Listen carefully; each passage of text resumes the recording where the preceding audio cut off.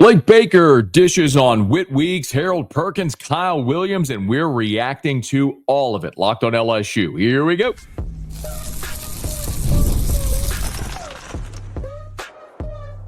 You are Locked On LSU, your daily podcast on the LSU Tigers. Part of the Locked On Podcast Network, your team every day.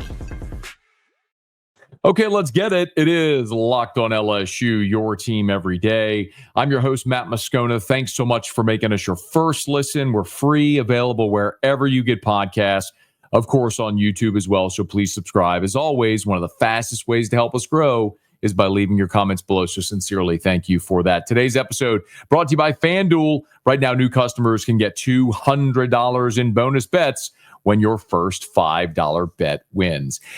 It's the end of May, and we are staring postseason baseball straight in the face.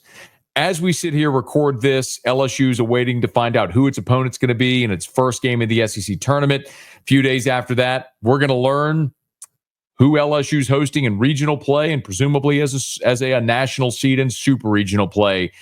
But we're talking LSU football because anytime Blake Baker does a wide-ranging 15-minute interview talking about his defense, we're going to talk about it here on Locked On LSU. I guarantee you that. And that's what happened Wednesday morning on Off the Bench with Jacob Hester on 104.5 ESPN Baton Rouge. Blake Baker, LSU's defensive coordinator, stopped by and chopped it up with the former LSU great Jake Hester for about 15 minutes, and they covered a lot of ground. But there was one really big overarching takeaway that I had listening to this conversation. Let's start with the most newsy part of the conversation, and that was an update on Whit Weeks, who you'll remember in the bowl game suffered that broken leg, ankle, really a gruesome injury where they popped it back straight. But in any event, Whit Weeks did not participate in spring, but according to Blake Baker, things are really pointing up for Whit. He's doing really well. I mean, He talked about, yesterday he was at full speed doing football drills, and more than anything, it's just the fatigue standpoint as far as the next day, getting over that soreness just from using all those muscles and ligaments again. But he's dang near 100%. He's doing really well. That's awesome news. So, as Blake Baker said, dang near 100%, which you'll love to see. I want to remind you something. And I think we're all guilty of this at times. There's an out of sight, out of mind component associated in sports a lot. If someone's not playing, you kind of forget about it. And think about this spring. Whit Weeks didn't participate in spring, so we didn't really talk about it. What were our storylines all spring? Offensive line. Every single time we were here, if you're an everydayer, shout out, you'll know this. Every time we talked about spring football updates, it was always, what was the offensive line rotation? You're replacing 4 starters, who was where? We talked a ton about cornerback, Mansour Delane, DJ Pickett. We talked a ton about the receivers, Nick Anderson coming off of injury, Barry and Brown returning kicks. We talked about the defensive ends, Pyburn and Payton and Butler and Relaford.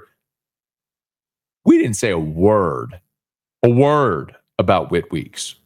And understandably, there were giant storylines. But I want to remind you something. Whit Weeks had 125 tackles this past season. He was first team All-SEC, 125 tackles. That sounds like a big number, but let me give you some context. In 2018, Devin White won the Butkus Award. He was the best linebacker in college football. Won the Butkus, 2018. Won the Butkus as the best linebacker in college football. That season, Devin White had 123 tackles.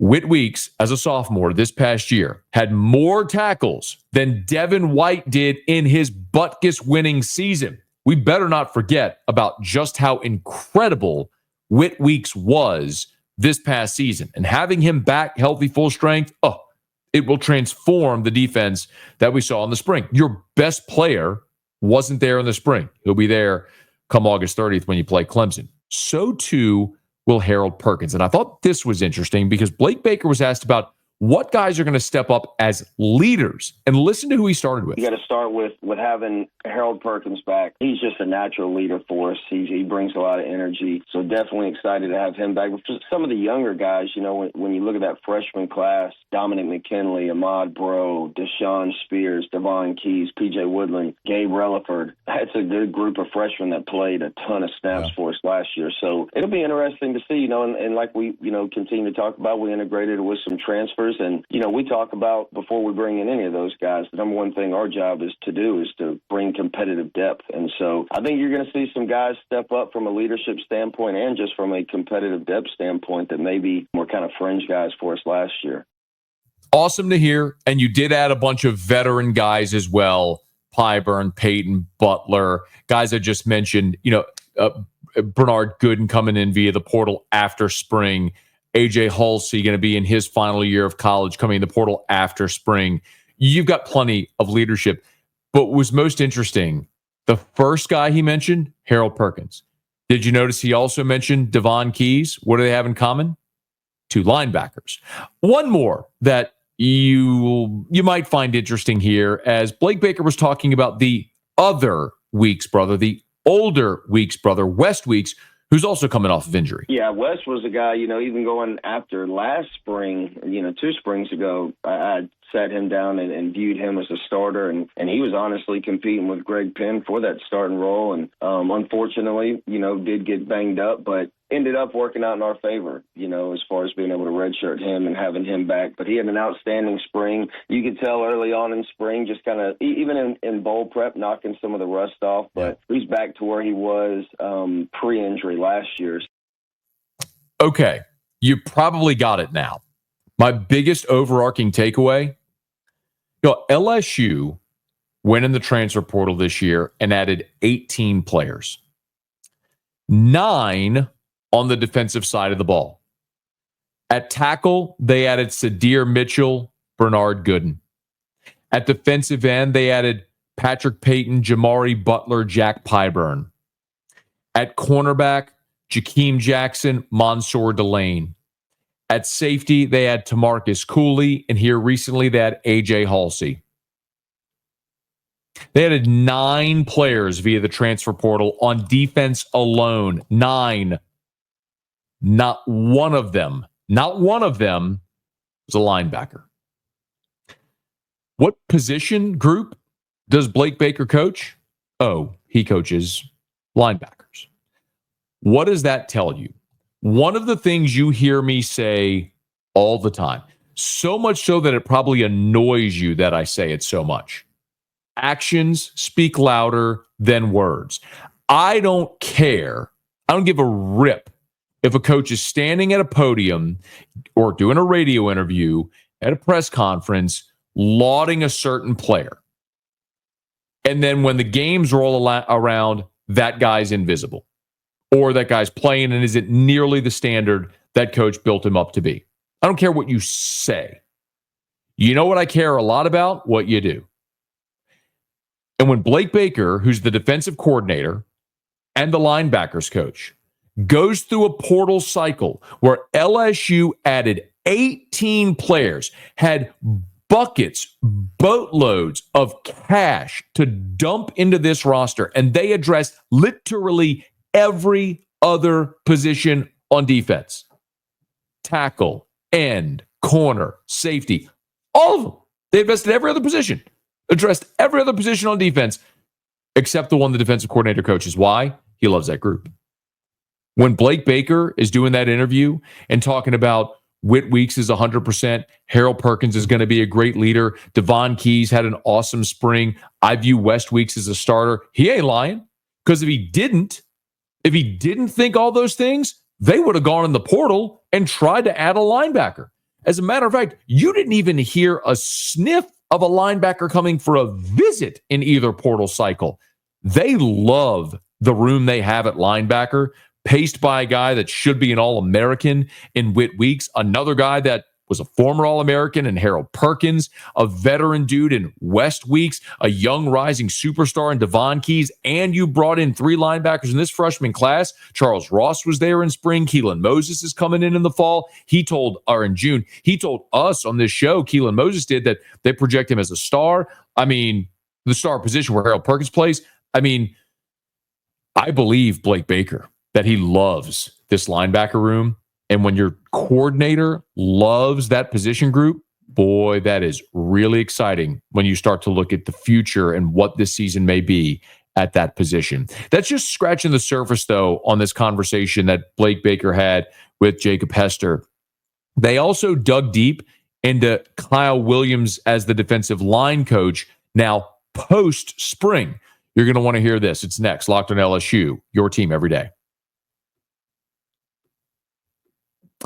The NBA playoffs are in full swing, and every night delivers highlight-worthy performances, major momentum shifts, and can't-miss moments. Whether it's game-winning shot, a breakout player, there's never been a better time to get in on the action, and FanDuel makes it easy to stay in the game before tip-off and live. With player props, performance trends, same-game parlays, fans have more ways than ever to play smart and to win big. So, what players do you think show up in the biggest moments? I tell you what, how about after getting blown out in the fourth quarter of game 1, a bounce back for the Minnesota Timberwolves? You think Anthony Edwards, maybe has a big day? How about you put up, and you could do it on FanDuel. If you're new to FanDuel, this is the perfect time to sign up. You can head to FanDuel.com, place your first $5 bet. If it wins, you get $200 in bonus bets. So make every moment more with FanDuel, official sports betting partner of the NBA. Kyle Williams jumping on LSU's staff just before spring was a pretty seismic shift because of who he was replacing. Listen, the LSU and Bo Davis flirtation happened for so many years. People around LSU's program and in the athletic department worked so hard to get Bo Davis here for many years, from the time he was at Alabama and in the NFL and then at Texas, and they finally pull it off. They make him the highest paid defensive line coach in America at $1.5 million a year. And after one season, he goes, deuces, I'm off to the NFL to go coach the Saints. Wasn't about the NIL era. It was something we've talked about plenty. You've heard us talk to Coach Pete Jenkins about that, who gave us some great perspective on Bo Davis and how he feels about the whole portal NIL era. It's just different. It is different. And it's not for everybody, and it wasn't for Bo Davis. And so LSU made an unconventional hire. They brought in Kyle Williams, who was a great former Tiger, great NFL player as well, 13 years in the NFL, and had been a defensive coordinator at Ruston. But going from a high school football coach in North Louisiana to coaching at LSU is a pretty dramatic jump. And Blake Baker, now that spring is over, we heard Blake Baker talk before spring about the adding Kyle Williams in the initial conversations that they had.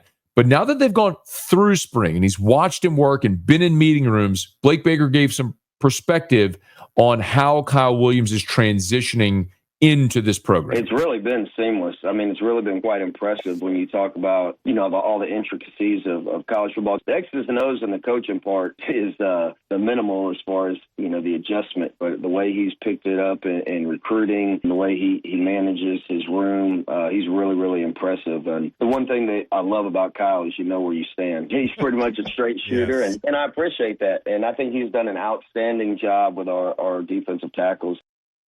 One of the big questions, though, about the defensive tackles is stylistically what Kyle Williams is trying to do. And that is a pretty significant change from what Bo Davis was trying to do and what Bo Davis was recruiting for. For example, Bo Davis wanted big, gigantic, space-eating defensive tackles. Just look. Here's the best illustration. LSU added 2 defensive tackles in this transfer portal cycle. One in December with Bo Davis, one here in May, post-spring with Kyle Williams. They added Sadir Mitchell from Texas, who, by the way, Bo Davis recruited to Texas.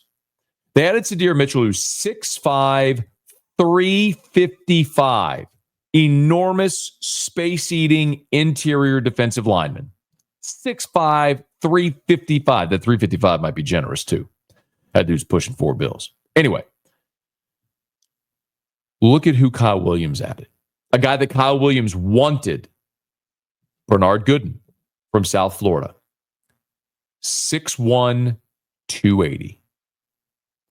That is a dramatic difference stylistically and how you are recruiting and plan to use that position, interior defensive line. Bo Davis wanted big, space-eating defensive linemen that would take on blocks and keep those offensive linemen off of the linebackers to allow them to free-range run and go make plays. Kyle Williams wants fast, physical, strong interior players that can get up the field and wreak havoc. That's what Kyle Williams wants. And Blake Baker was asked by Hester about Williams coming in if he fits more what Baker wants. Yeah, it was one of the first things when we sat down and kind of talked about this job opening. You know, he talked about how the NFL has changed over the years, and that's really kind of when his career took off, when he wasn't necessarily being a two-gap defensive lineman or a defensive lineman that's holding offensive linemen off linebackers, and he's able to use his speed and quickness. You know, that's what the game's evolved to, and that's what we want here, and that's what he views the game as. So it's all married up really well. You had guys a year ago. Gio Paez is a great example of this.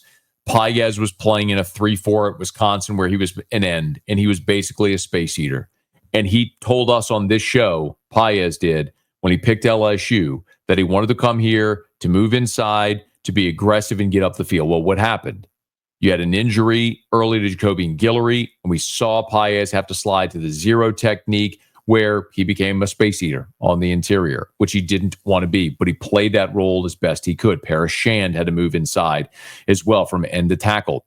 You look at how Bo Davis was recruiting on the defensive line. They added Zion Williams, a freshman, 6'4", 355. They added Sadir Mitchell, listed at 6'6", 355. They were trying to add size there on the interior. Now here comes Kyle Williams, and he's got a very different approach. I'll remind you as well that, you know, a guy like Ahmad Bro, who was a defensive end in high school, moved inside to play tackle, played at Ruston for Kyle Williams, who is his defensive coordinator. Ahmad Bro, 6'3", 280. Fits more what Kyle Williams was in the NFL and what he's trying to breed these guys to be. So Blake Baker talked about how these defensive tackles are adjusting to this style with Kyle Williams. I think they're enjoying being able to get in the backfield and make some plays and doing some things differently. And, you know, you take a little bit from everything, a little bit of everything from each coach you've had, but I can see those guys really gravitating towards the style of play that we want, and he's doing a fantastic job for us. It's like a tight end being a blocking tight end and a pass catching tight end. What do you think they would enjoy doing more? Trying to block 280-pound defensive ends or going and catching passes? What do you think running backs enjoy more? Taking the handoff and getting to the edge and getting upfield, or staying in to pass protect, going head-to-head against blitzing linebackers? One is really fun. One is dirty work. Bo Davis's defensive tackles did dirty work. Kyle Williams' defensive tackles, they want to make plays. I'm oversimplifying it, but it's a pretty significant shift. And I think it's an illustration of why Kyle Williams wanted to go get Bernard Gooden from South Florida, because he fits the mold of what Kyle Williams wants. And that can't be said for everybody at that defensive tackle spot. Evolution continuing to grow. And I want to be very clear. I'm not sunshine pumping here. I still think the Kyle Williams hire is a gigantic risk, a risk that you don't normally take at a place like LSU because you have the resources to go pay Bo Davis $1.5 million to coach a position. when you're LSU. You can offer that. You don't have to give someone their first coaching job. So it's a risk. I'm not sitting here today saying this isn't going to work. That's not where I am. I'm just saying the obvious that it's a risk, but it's a calculated risk and one that I think can pay dividends, specifically in this defense where Blake Baker wants a fast, physical, aggressive style where havoc rate is such a big deal. And that's what Kyle Williams is looking to create from the interior. Now, there's one more thing that Blake Baker talked about in this interview, and it was some of those young players that stepped up. And there was one player in particular that I thought was pretty interesting to talk about. We'll do that when we wrap up Locked On LSU, your team every day.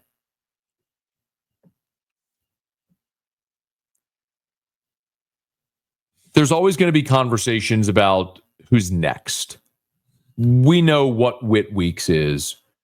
We know what Harold Perkins can be. Jacoby and Guillory coming off the ruptured Achilles. We know what some of the veteran players are. You've been around long enough. It's always interesting when you look at who's next. Who are the young guys that are going to take the step from year to year? And that's a lot what spring's for. It's not for starters. It's those guys are established. We didn't need to see Garrett Nussmeier take a single rep in spring.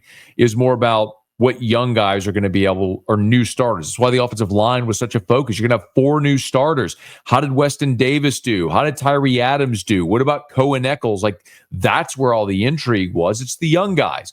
So Blake Baker took a stab at what young players really stepped up in spring. I think P.J. Woodland had an outstanding spring. Deshaun Spears, I've been very vocal about there was nobody harder on Deshaun Spears than me last year.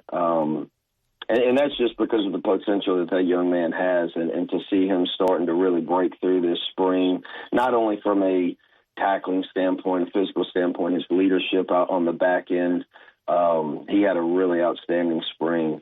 Those 2 guys in particular, Devon Keys, he ended up starting our last 4 games. I'm challenging him from a leadership standpoint. And then Gabe Relaford. Gabe Relaford had an outstanding spring. He's one of those guys when we talk about competitive depth. He's not going to lose his reps just because we brought in 3 seniors. He's upped his game. The work that he's put in the weight room, he's changed his body. He's really worked on his flexibility. But those are 3 guys in particular I could see really taking a big role this season. He mentioned 4: Woodland, Spears, Keys, Relaford. He mentioned 4, but the 2 that he spent the most time on there were Spears and Relaford. Now, it's interesting about Spears because that's one of the guys that I said before last season I could see following the Eric Reed route. He becomes a rotational guy initially. By the time you get to November, you just can't keep the young guy off the field. It went the other way. He played more in September, and then his reps waned as the season went along because he just wasn't ready, and they went with the veteran guys at safety. They went with Sage Ryan and Jordan Gilbert and Major Burns. And safety, by the way, as we've talked about plenty, was the worst position on the field. They know they've got an elite talent, a former 5-star there in Spears. They got to get him to catch up and do it quickly. But they added 2 starting transfers. And you can tell me, again, back to actions louder than words, you can tell me how bullish you are on Spears. But the fact that you went and added A.J. Halsey shows all of us that coming out of spring, they weren't set. I think Tamarcus Cooley coming in from NC State can be a really good player. Hopeful Spears takes a big leap. You've got Javen Toviano back there, and you've got Jordan Gilbert coming off of injury. But they saw a dude in the portal and were like, he's better than anyone we got. Let's go get him. And they did. That speaks volumes. I'm not giving up on Spears. I would love to see Spears win a starting job.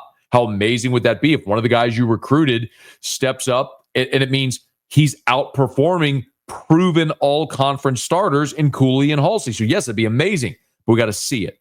The other is Gabe Relaford. A couple weeks back, and I did this at your request, so it'd be some of you had asked that I take a stab at what the starting lineup would look like against Clemson. Now, to be very clear, it ain't worth a hill of beans in May.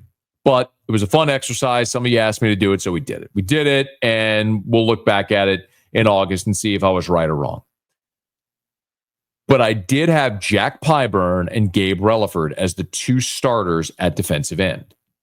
And A lot of you sort of turned an eye at that and were like, really, why Relaford and why not one of the transfers like Peyton or Butler opposite Pyburn? All I can do is go by what I saw. And I went to every media availability I could through spring. And every time we were out there in spring and we saw team drills, they ran in pairs. And Relaford and Pyburn were a pair. Butler and Peyton were a pair. And when we got to the spring game and the ones went out there, it was Relaford and Pyburn starting. So that's where I think it's going to be.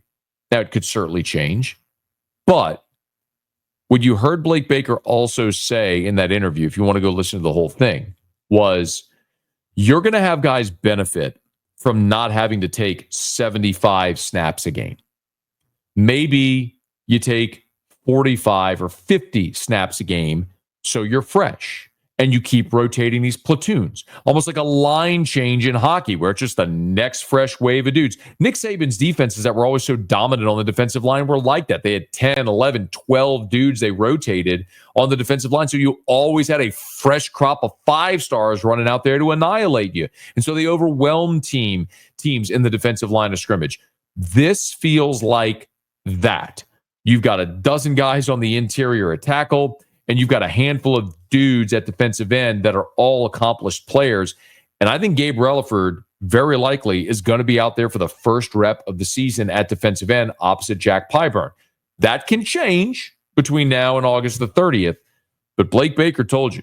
He just gushed about Gabe Relaford. And as we say, actions speak louder than words. Really interesting convo. If you want to hear the whole interview with Blake Baker and Jay Kester, podcast YouTube, you can search Off the Bench or OTB LSU on YouTube or podcast, and you'll see the full interview there. But hope you enjoyed this breakdown. Thanks so much for making us your first listen.